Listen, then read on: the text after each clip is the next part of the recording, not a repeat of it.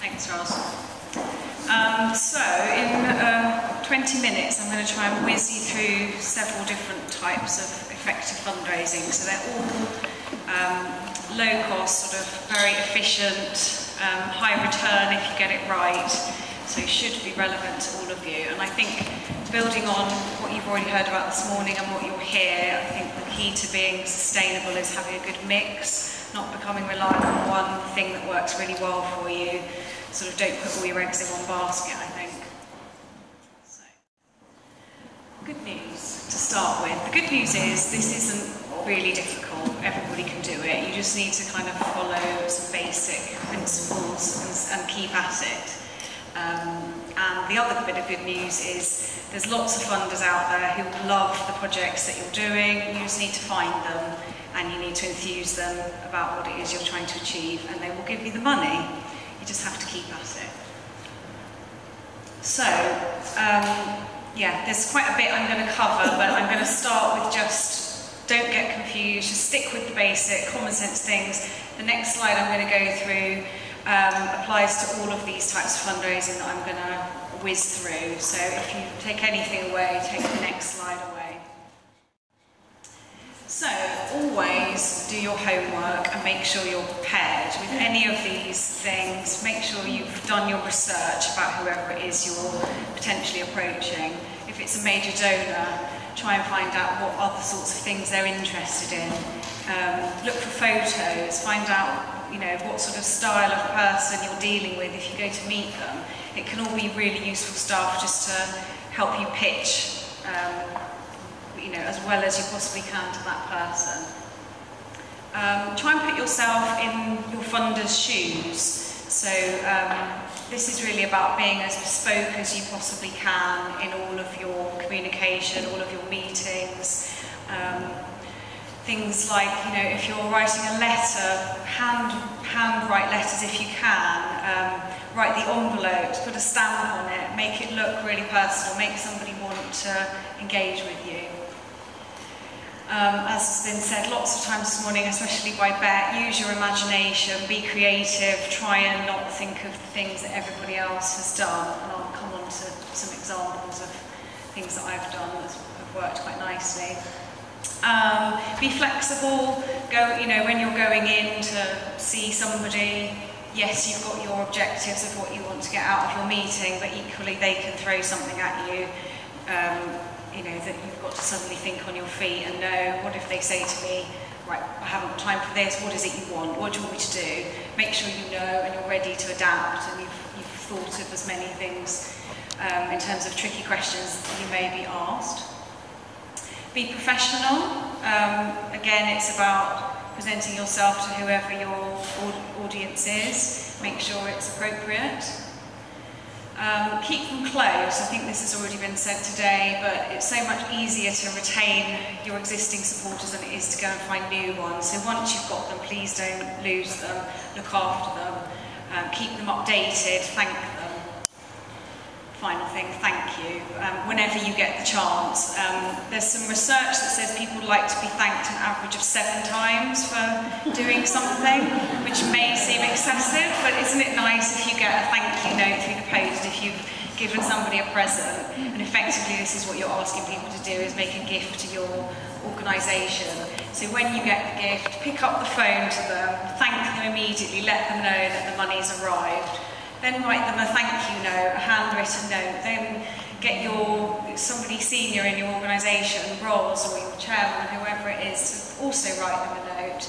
Then invite them into something. When you see them again, thank them again about how amazing that was and for what they did. I can't tell you enough how important this is. Okay. This is my visual representation of a board of trustees meeting of the charitable trust. Looking for interesting pictures. They're all quite sort of stock photos, and I quite like the Godfather scene in Lego. I thought it was a bit more interesting. So, another bit of good news. Charitable trusts and foundations, their purpose is to give money away. So you just have to find the right ones and make the right approach. And hopefully you'll get some of the cash. The other good news is there's 8,000 trusts in the UK. UK, and they give away about £3 billion every year to causes in the UK. So again, it's positive. Research and stay focused. It's sort of reiterating what I've already said, but don't sort of get a list of your trusts that you want to approach and then think, right, well, we'll just, send a letter to 1,000 of them and ask them for a small amount of money. You're probably wasting your time. You're much better to focus quality rather than quantity and cherry pick 5 or 10 to start with, and see where you get to with that. I would avoid kind of the blitzing approach, especially when you're limited on your resource. Make connections, talk to everybody you know that's part of your community group, talk to all your friends, let them know what it is you're trying to achieve, because you'd be surprised at how many people know the sorts of people you're trying to get to, whether they're a trustee of a charitable trust, whether they're a wealthy individual, a local business person that might be interested in what you're doing. Just keep talking, and as you start to make connections, stick them in a list, either on a piece of paper, a spreadsheet, and as you go and meet new people, take your list with you, your sort of wish list, and start to show it to people and ask them, can they introduce you to any of these people? Do they know them? Do they know somebody else who knows them? And that's how you'll start to make the right links in. With trusts and foundations, make sure you read the guidelines really thoroughly and do what they ask you to do. This is really important, and submit a really well thought out application. There's all sorts of different ways that you're asked to apply. Some are a standard application form, some want you to submit a proposal with your account or whatever it is. Just make sure you do what they ask for, because otherwise it may end up in the bin. And yeah, just to say that trusts and foundations rarely fund retrospectively, so they don't want to fund things that have already begun. So they like to be able to enable things to go ahead that without their support wouldn't happen. So just to bear that in mind in terms of putting together your funding strategy.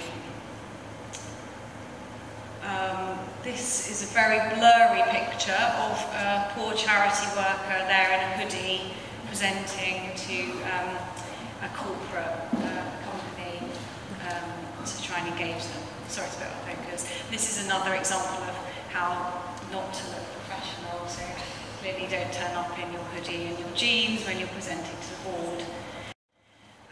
So corporate partnerships, this is just a little bit about the types of support a corporate partner may offer you. They may not all be appropriate, but just so you can get an idea of actually where would your project fit in, what sorts of things would you be asking. So you could have, as with any gift, a one-off gift or a multi-year gift. Many corporates, will commit to 3 to 5 year gifts if they like what it is you're doing and they can see that you need the support over a continued period. So we've been to 1 or 2 companies ourselves at PLT who've said, really love what you're doing, but actually we're 2 years into our 5-year commitment, so come back and see us in 18 months and we'll review it then. Now's not the right time, so just bear that in mind as well. Sponsorship is an obvious one, and we've obviously talked about crowdfunding and getting people's logos up on the crowdfunding platform. Companies like to get their name out there and promote themselves, so sponsorship is a nice way to raise brand awareness and offering them back some benefits for their support of you. Staff fundraising is another good one. Can raise lots of money if you can motivate staff within companies to get behind what you're doing, which you should be able to do because you know people and you yourselves work in companies, so it's just about spreading the word. So whether that's staff putting on various sorts of events, there's a whole range of things you could think of, through to something like payroll giving, where you could get members of the workforce to donate to your cause. The money comes out of their paycheck before the money hits their account and before the tax has been deducted. So it's a really tax efficient way of giving, and people don't particularly notice it's gone because it's gone before they get their money each month. Cause-related marketing is another popular one, and again here it's about, as has already been said, it's looking for synergies. So you want to be approaching organisations that you've got a common shared aim in something that you're doing. So it's important, again, going back to what I've said, do your homework, know what it is that they're aiming to achieve and how you fit with that. Pro bono or secondment, so this is basically getting stuff free time from people. So at PRT we get lots of pro bono support, legal, all sorts of things that you could get. What do you need? Do you need design work doing? Do you need a website? Do you need marketing materials? Do you know somebody who perhaps couldn't give you a donation but could offer you a bit of their expertise? Secondment, again, you're very fortunate if you can get somebody on secondment to work with you. We had a recent example of somebody coming to work with us from RBS for I think 6 months, or a bit longer than 6 months, which invaluable experience for them coming in to work from a banking environment into a charitable organisation, and clearly 6 months of somebody's time and expertise. Gifts in kind, are there things you need that people could give you? Do you need building materials? Do you need, I don't know, tables and chairs? What is it? What sort of physical things could somebody give to you that would involve them not having to give you cash, but would also be incredibly helpful in you achieving your objectives? And Charity of the Year, which possibly wouldn't apply, but just to mention this, often with the very large corporates, you sort of pitch to them, put in a proposal, go through several rounds and get shortlisted down, and then it goes to a staff vote. And often at the staff vote, you'll find that you start off with quite a diverse range of organisations pitching for the support, and by the end of it they tend to go for children, cancer or animals, because that's what the staff tend to focus on, so it may not be as popular for the sorts of things we're talking about today. This is the Wolf of Wall Street, and this is just to show that corporates, they don't just write you the cheque these days, you have to work a bit harder for it. So in return, they're thinking about what's in it for them. So it's about identifying the benefit to both parties, what's the impact for your project, what's the social, economic impact that it's going to have. Make that really clear, because that's going to be relevant to their staff, their customers. Yeah, so how does that resonate with what they're trying to achieve? And differently to lots of the other types of funding, drawing up a contract so that you're very clear on what the relationship is, and you've agreed the expectations and things like reporting and how you'll review the relationship going forwards, and importantly getting the money from your funder. So I'm going to talk a little bit about friend schemes, moving on to individual donors. Effectively, I'm sure you've all come across millions of friend schemes. Everybody seems to have one pretty much. It's just a regular donation to your organisation for which the supporter gets some benefits in return. They usually are different levels, so you might have a sort of bronze, silver, gold, depending, or you might be a bit more creative than bronze, silver, gold, and come up with something that's unique to what it is you're trying to do, and then you would tend to offer benefits at those levels. So somebody at the lower level would get less benefits than somebody at the higher level. And the kind of whole aim of this is to grow yourself a sort of fairly steady donor base and keep those people on board, as Bet talked about with the Millennium Centres scheme there, and you're effectively trying to look to grow those, keep them close to you and grow the numbers, and that's then a really nice regular source of income, making you more sustainable. Consider the purpose of your scheme. So are you just trying to get to the end of the project? Is it a capital type appeal, or are you looking for sustainable income for the future? And this works for both types of project. And what you might want to do is sort of break it down into fundraising, what we would call a gift table. So where you would look at, okay, if you need to raise £10 million, you might be looking at trying to get one top person at 1 million, and you might be looking to get 10 at 100,000, and so on. So you're sort of building a bit of a pyramid, and effectively that's what you can try and do with your friend schemes. So yeah, it works equally well for either option.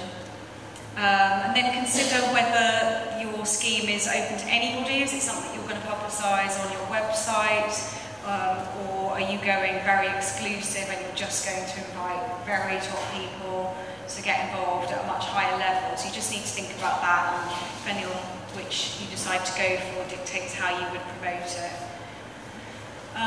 Keep it interesting, vary the benefits, don't just offer the same thing year in, year out, because people will get bored and they'll get a better offer elsewhere. There's loads of competition, so just make sure you're keeping it varied and exciting. Yeah, and just thinking about what you'll offer. So classic things, your newsletter, quite easy and cheap to pull together. An e-newsletter. Can you offer behind-the-scenes tours of your project? So something exclusive that kind of money can't buy, but yet it can buy it, because if you sign up, you can get this. Some things like a recognition board we've put in place at Middleford Pottery that Ros mentioned earlier, so our sort of big donors there, as a way of thanking them, their names have gone up on the wall. So that's friend schemes. And another thing just to add is just be aware that there can be VAT implications if people give you a donation and they're perceived to get benefits in return. So this is, there's just been a case last month with the Serpentine Gallery in London, who, if you have a look at their website, offer quite extensive benefits at their different levels. And HMRC came along and said, you're offering benefits and therefore this is vatable, but they're effectively saying they have to pay VAT on the whole donation. So, yeah, at the moment it's a slightly shaky ground, so at the moment I would say bear this in mind, but perhaps just make sure you're aware that this could be an issue. A way around it is if you have a number of benefits, you can work out what the value of those benefits are as a proportion of the overall amount you're asking for. So effectively, if you make that very clear in whatever materials you have, that you're asking for £100 and £10 of that is benefits, then that £10 is vatable. The other £90 is a pure donation and can be gift aidable. But you have to make this clear up front. But I'm guessing that the Serpentine Gallery will probably appeal against the decision, so I'm sure it's not over yet. Just to flag it with you, I don't know if anybody recognises this very glamorous lady. Anybody? Any guesses? Yeah, so this is Richard Branson, and I've just put him up here because if I had £1 for every time in my fundraising career somebody said, have you thought about writing to Richard Branson, I could probably retire by now. And my point here is, when you're looking at individual major donors, they need to obviously have the propensity to give, they need to have the money, the net wealth. They also need to generally be philanthropic, already giving to other causes. They're not just sat there sort of counting their money. But they also need to have a relevance to what it is you're trying to do.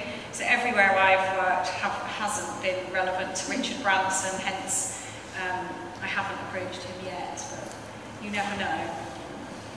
So major donors, most important thing, and I think with all of these, but specifically with major donors, you need a compelling case for support. So this is effectively, it's a document, it can be 2 sides, it can be a short brochure, it can be a leaflet. It's your elevator pitch as well, and your elevator pitch that we talked about earlier is your condensed version of your case for support. So it outlines the problem. What's the problem that you're trying to address? It outlines what the solution is, which is you, and why you're best placed to take this problem on and fix it. And it also gives you a call to action. What do you want people to do? Do you want them to get behind you? Do you need them to give you money? Do you need them to raise awareness of what it is you're trying to achieve? So really important, I think, before you do anything, make sure you're clear on what your case for support is. Get involvement of key players. I think I said this to somebody earlier. Bet, it was you. Fundraising is everybody's role. It's not just a person that has specific responsibility for fundraising. It's everybody needs to get involved. And I think at PRT we're very good at doing that, being a small organisation. Ros, Ian, our chairman, very much involved in the fundraising, go to the meetings, meet the funders. And although I'm the fundraiser, I sort of make sure that they're saying the right things and make sure that we have the meetings in the diary, but actually you need your key players to get really stuck in. You need access to high net worth individuals, so I'll come on at the end as to where you can find them. Good research, saying the same things over and over again, but just to stress the point, you need to know that these people are the right fit for you.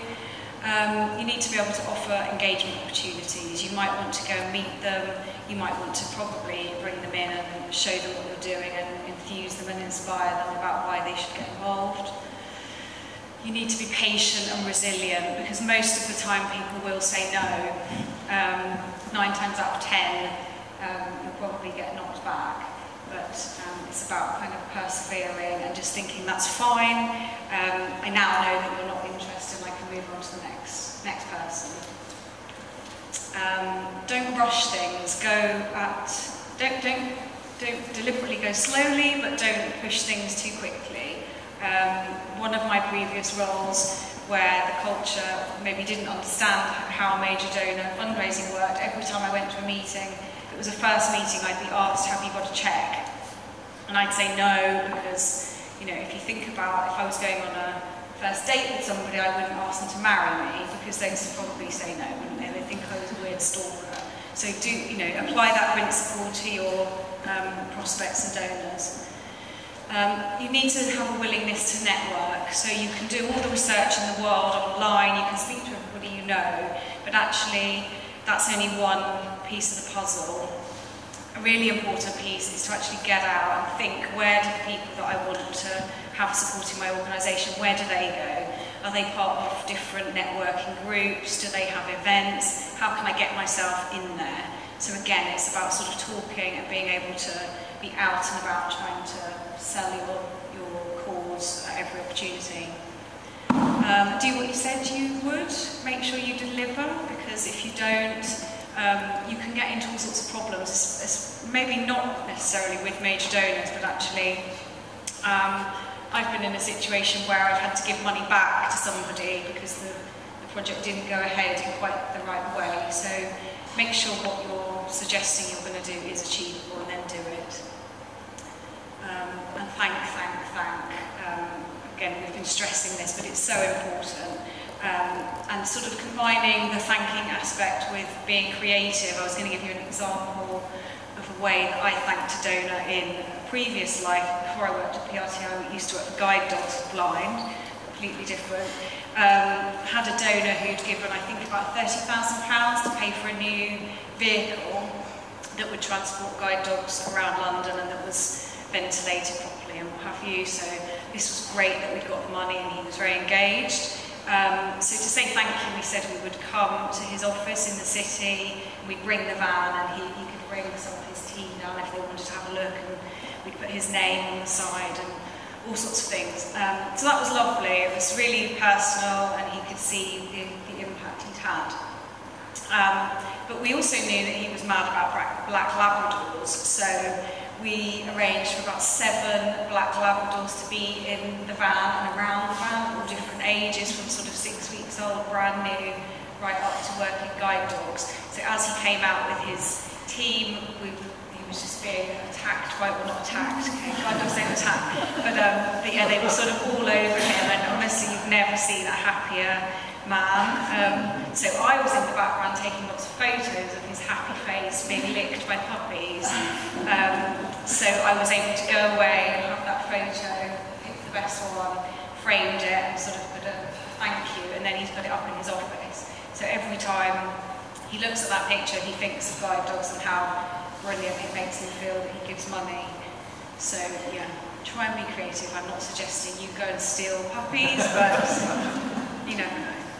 Gift aid, you've probably all seen the gift aid logo around. Very quickly, it's free money for very little effort.